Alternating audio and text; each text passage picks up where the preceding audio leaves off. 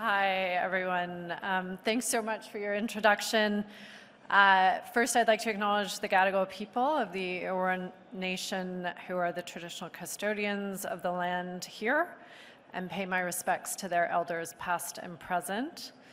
It's a real privilege to speak with you today about what Canada is doing to address one of the most urgent and strategic challenges of our time, securing the global supply of critical minerals. Those attending IMARC this week know better than anyone that the world is undergoing a seismic shift. And at the heart of this transformation lies a group of elements that most people never see, but every nation now needs: critical minerals. So these minerals, lithium, cobalt, nickel, copper, rare earths, are not just commodities, they are enablers. They're the silent drivers of decarbonization and digitalization, and are embedded within the technologies that will define the 21st century. So when it comes to these critical minerals, like Australia, Canada won the geopolitical lottery.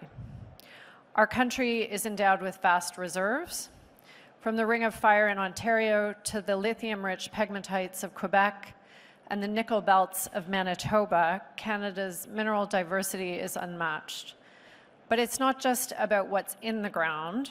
Canada offers a full-spectrum value proposition: world-class exploration expertise, advanced processing capabilities, a clean energy-powered value chain, and a strong commitment to environmental stewardship and Indigenous partnerships.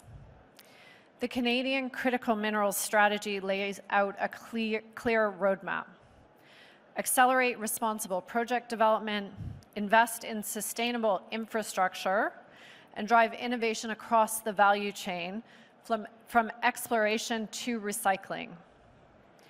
Canada's regulatory transparency, political stability, and ESG leadership make it one of the most attractive, reliable jurisdictions for mining investments globally. And it's a good time to be in this business, as the International Energy Agency projects that the demand for critical minerals will quadruple by 2040. And for some minerals like lithium, demand could grow by over 40 times. So as we know, right now, supply is not keeping pace. Production and processing are much too concentrated, which is creating geopolitical risk, market volatility, and environmental concerns. Supply chains are often long, opaque, and vulnerable to disruption, and the environmental and social standards of production vary widely. So for a supplier nation like Canada, the challenge is twofold. First, scaling up production responsibly, ensuring high environmental, social, and governance standards, Indigenous engagement, and community benefit. And second, capturing more value locally by moving beyond extraction to processing, refining, and manufacturing. For buyer nations, the challenge is diversification and transparency.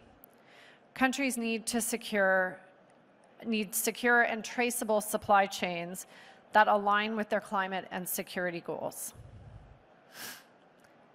So if a country like Canada has what the world needs, how do we step up and deliver? The Government of Canada is seized with this issue and is making bold moves to present solutions to the challenges of the day. So I want to share a couple key initiatives that I think are really important to highlight right now.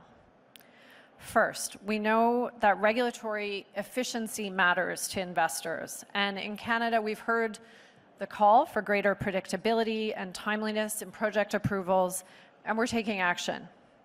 So we recently launched a new Major Projects Office to fast-track projects of national significance that will not only benefit Canada, but also our allies. So the office is about focusing the energies of government to deliver one point of contact for proponents to accelerate the development of key projects. This will be done by working with provinces and territories to achieve a one project, one review approach, which will vastly speed up timelines. Currently, there are 2 mining projects being considered as national projects for acceleration by the office. The first is the Miquelvena Bay Foran copper mine project in Saskatchewan. The copper from this mine will be smelted in Quebec and is expected to be the first net zero copper project in Canada. The second project under consideration by the office is the Red Chris mine expansion in British Columbia. The mine is managed in close partnership with Indigenous peoples of the Tahltan Nation, which ensures that their expertise, perspectives, and values guide the operation.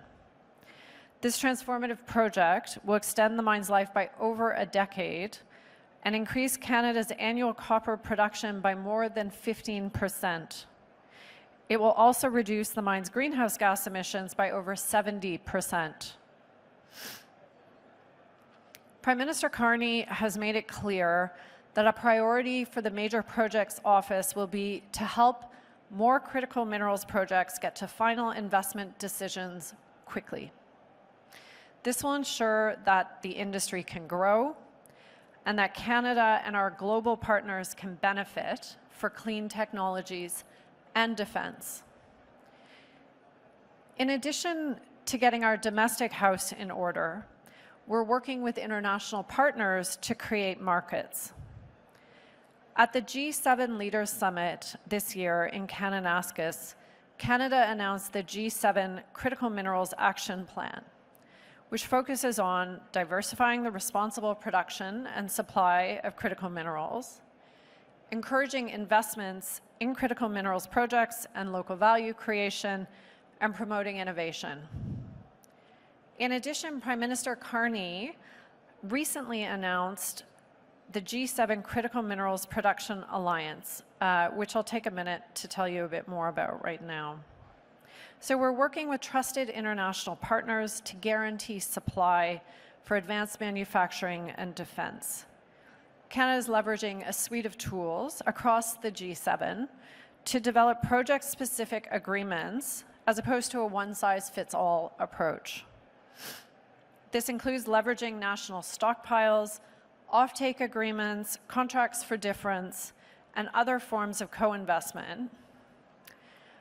And we can anticipate some very concrete announcements at the upcoming G7 Energy and Environment Ministerial at the end of October. We will also publish a roadmap to promote standards-based markets for critical minerals, and it will establish a set of criteria that constitute a minimum threshold for such markets, as well as strengthening traceability as a necessary measure. Finally, in my role here as High Commissioner, a priority is enhancing bilateral collaboration on critical minerals between Canada and Australia, who are 2 important supplier nations. We're natural partners. We're both resource-rich, technologically advanced, and committed to responsible mining practices. At the private sector level, Canadian and Australian companies are increasingly co-investing in exploration and development projects.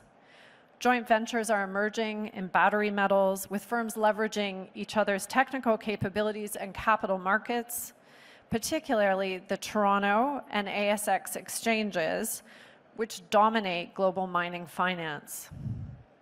The collaboration also extends to research and innovation. Our universities and research institutions are partnered on advanced materials, recycling technologies, low-emission mining technologies, and are driving the next wave of sustainable mineral development.